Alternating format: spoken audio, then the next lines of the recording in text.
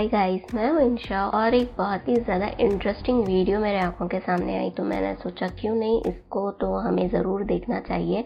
Video का title है the scientific explanation behind prohibition of pork in Islam. हम जानते हैं कि इस्लाम में पोर्क मना है, बट क्यों मना है, आज इसके पीछे का साइंटिफिक रीज़न हम जानेंगे इस वीडियो से। जो वीडियो है वो है MC राज चैनल से, सो उनका लिंक डिस्क्रिप्शन में है, ज़रूर जाके चेक करना।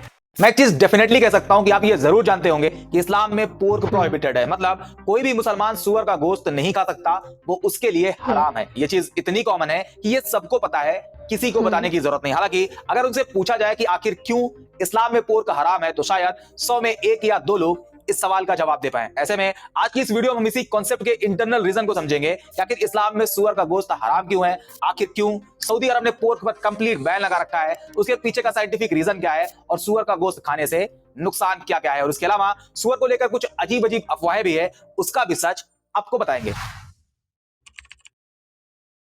मैं टॉपिक पर आगे बढ़ूं उससे पहले यह क्लियर कर दें कि ये जो कहा जाता है इस्लाम में सुअर का गोश्त हराम है, मुसलमान पोर्क नहीं खा सकते, ये इस्लामिक स्क्रिप्चर्स में लिखा कहां है? क्योंकि कई लोगों का यह भी आर्गुमेंट होता है कि ये सब मौलाना लोगों ने फैलाया हुआ है, इस्लाम में ऐसा कुछ नहीं कहा गया है और भी बहुत कुछ कहा जाता है। हालांकि आज की इस वीडियो में आपको दिखाएंगे भी और बताएंगे भी सच क्या है। कुरान चैप्टर 2 वर्स 173 जिसमें साफ साफ मेंशन है, उसने तो तुम पर यही हराम किया है, मुर्दार यानी मरा हुआ जानवर, खून यानी जो बॉडी से निकलकर बह जाए, सुअर का गोश्त और जिस पर अल्लाह के सिवा किसी और का नाम लिया गया हो। 4 चीजों को लेकर साफ साफ कहा गया है कि ये हराम है, जिसमें एक है सुअर का गोश्त। सेम यही बात कुरान चैप्टर 5 वर्स 3 में भी मेंशन है, चैप्टर 6 वर्स 145 में भी मेंशन है, चैप्टर 16 वर्स 115 में भी मरा हुआ जानवर, बहा हुआ खून, सुअर का गोश्त और जिस पर अल्लाह के सिवा किसी और का नाम लिया गया हो उसे हराम कहा गया है। इससे पहला डाउट क्लियर होता है कि इस्लामिक स्क्रिप्चर्स में सुअर के गोश्त को हराम बताया गया है, लेकिन अभी भी सवाल वही, आखिर हराम बताया क्यों गया है,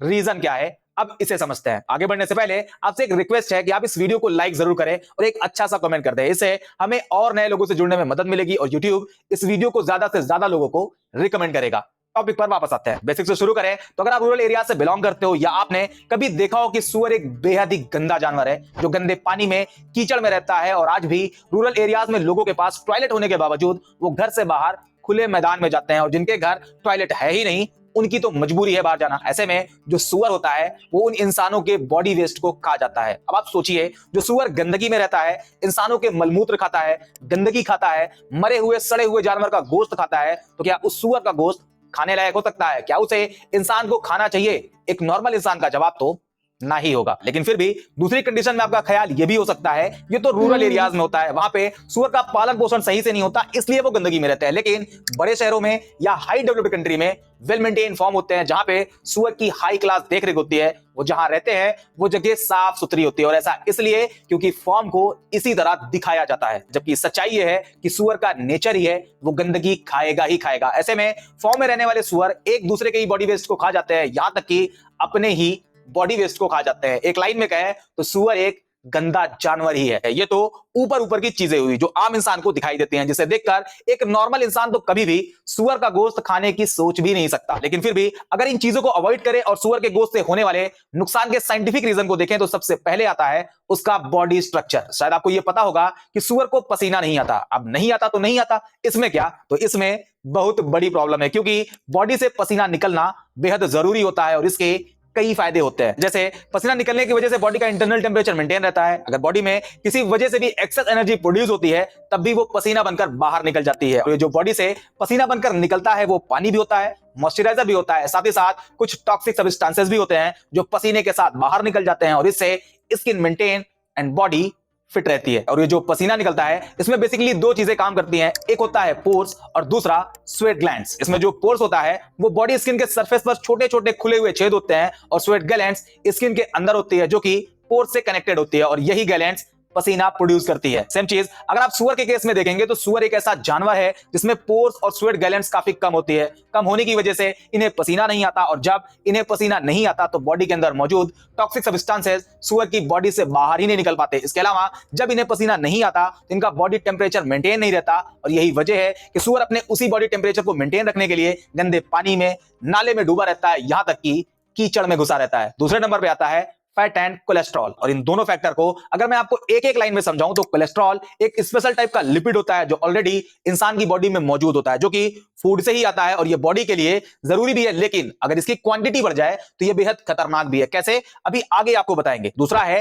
फैट, ये भी हमारी बॉडी के लिए जरूरी है, लेकिन इसे भी ज्यादा कंज्यूम करना हेल्थ प्रॉब्लम क्रिएट कर सकता है। दोनों को कंबाइन करके देखें तो हाई कोलेस्ट्रॉल और ज्यादा फैट हार्ट डिजीज और हाई ब्लड प्रेशर के लिए एक रीजन बन सकते हैं। मोटापा बढ़ सकता है, डायबिटीज का खतरा भी बढ़ सकता है। अब इसे सुअर के गोश्त के साथ कंपेयर करें तो आमतौर पे सुअर के गोश्त में कोलेस्ट्रॉल और फैट की मात्रा काफी ज्यादा होती है। ये पूरी तरह से चर्बी से भरा होता है, लेयर पे लेयर बनी होती है। इससे एक स्टेप आगे और देखें तो कई स्टडीज बताती हैं कि आज जो कैंसर के इतने ज्यादा केसेस हैं उसका रेड मीट और पोर्क के हाई कंजप्शन से डायरेक्ट लेना देना है। तीसरे नंबर पे आता है पैरासाइट इन्फेक्शन, और ये पैरासाइट इन्फेक्शन का खतरा आपको झकझोर सकता है, क्योंकि पोर्क यानी सुअर का गोश्त कई तरह के पैरासाइट का कैरियर है, जिसमें round worm, hook worm, tape worm और पिन वर्म सबसे ज्यादा नोटेबल है। और इसमें एक आता है टेनिया सोलियम, जो कि एक तरह का टेपवर्म है जो आमतौर पर सुअरों में पाया जाता है। और जब कोई सुअर का गोश्त खाता है तो यह पैरासाइट उस इंसान के बॉडी में इंटर कर सकता है और रात में जाकर इंसान को बहुत ज्यादा बीमार कर सकता है। यही सब कुछ रीजन है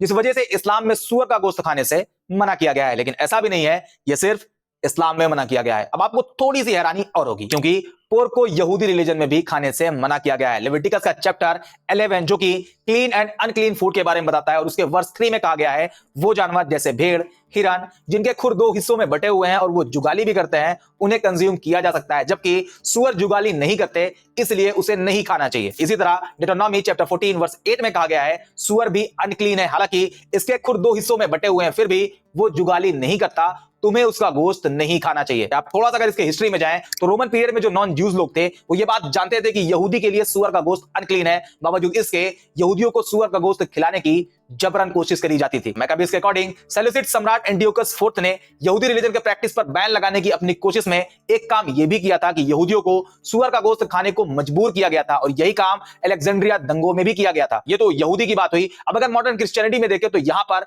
सुअर के गोश्त पर किसी तरह का कोई बैन नहीं, लेकिन इथियोपियाई ऑर्थोडॉक्स चर्च और इरिट्रियाई ऑर्थोडॉक्स चर्च सुअर का गोश्त कंज्यूम करने की परमिशन नहीं देते। हालांकि क्लीन और अनक्लीन को अगर साइड करें तो पूरी दुनिया में सिर्फ एक दिन में 38 लाख सुअर को काट कर खाया जाता है। एक दिन में है, पूरे साल का आप अंदाजा लगा सकते हो। और ऐसा इसलिए है क्योंकि सुअर के गोश्त को लेकर जो अलग अलग रिलीजन, अलग अलग सोसाइटी में बैन लगाया गया है, उसमें सिर्फ मुसलमान ही है जो इसे ईमानदारी से फॉलो करते हैं। अब ईमानदारी की बात आ ही गई है तो आपको यह भी बता दें कि इस्लाम में शराब भी हराम है। इस वीडियो में मैंने डिटेल में बताया हुआ है कि क्यों हराम है, लेकिन फिर भी बहुत से मुसलमान खुलेआम शराब पीते हैं। हालांकि वो इस्लामिक एथिक्स को जानते हैं फिर भी पीते हैं। जबकि अगर आप सुअर के केस में देखेंगे तो सुअर का गोश्त खाने वालों में मुसलमान ना के बराबर हैं। अगर दुबई के एग्जांपल से आपको समझाऊं तो दुबई में पोर्क बिकता है, लेकिन वहां साफ साफ लिखा होता है for not Muslims, not for Muslims. अब आते हैं एक मिथ पर जो मुस्लिम सोसाइटी में जबरदस्त फैला हुआ है। अगर आप मुस्लिम हैं तो आपने भी इसे जरूर सुना होगा। लोग अक्सर कहा करते हैं सुअर का नाम जबान से नहीं लिया जाता, उसे खिंजीर कहा करो, क्योंकि सुअर कहने से इंसान की जबान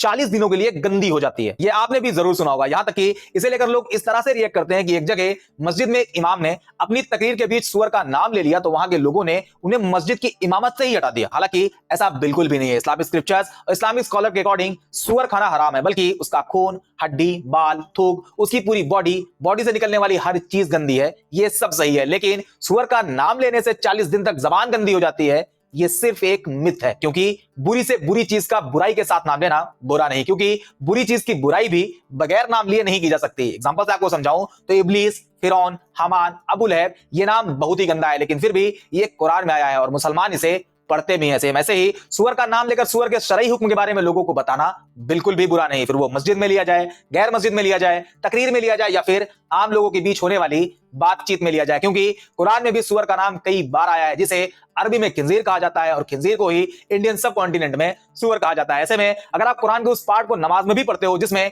खिंजीर वर्ड आया है तो आपकी नमाज हो जाएगी, और जब नमाज हो जाएगी तो जबान गंदी होने का सवाल ही पैदा नहीं होता। उम्मीद करते हैं वीडियो आपको जरूर पसंद आई होगी और आप ये समझ गए होंगे कि इस्लाम में सुअर का गोश्त हराम क्यों है। बाकी इसी तरह की और भी जबरदस्त वीडियो के लिए ओके, तो मैंने ये बहुत ज़्यादा सुना था and also any of the Korean dramas also कि वहाँ पे भी काफ़ी ज़्यादा कंज्यूम किया जाता है and usually it's like a very good dish. But हाँ, ये थे साइंटिफिक रीजन। तो यही एक रीज़न है जिसकी वजह से बहुत सारे लोग मोटे हो रहे हैं, उनको डायबिटीज़ वगैरह हो रही है। नाउरो नाम की ये शायद वर्ल्ड की स्मॉलेस्ट कंट्री है, ऐसा कुछ है। वो लोग पोर्क ज़्यादा कंज्यूम करते हैं क्योंकि उनको वो काफ़ी ज़्यादा अफोर्डेबल प्राइजेस में मिल जाता है। इस चीज़ को कंज्यूम करके बहुत ही ज़्यादा मोटे हो रहे हैं। एक साइंटिफिकली रिकॉर्ड है एक सर्वे का कि वहाँ पे सबसे ज़्यादा मोटे लोग पाए जाते हैं। ऑब्वियसली क्योंकि फैट होता है उसमें और फैट हमारे लिए अच्छा नहीं होता है। It's a very good interesting video कैसी लगी कमेंट करके ज़रूर बताना। Did you new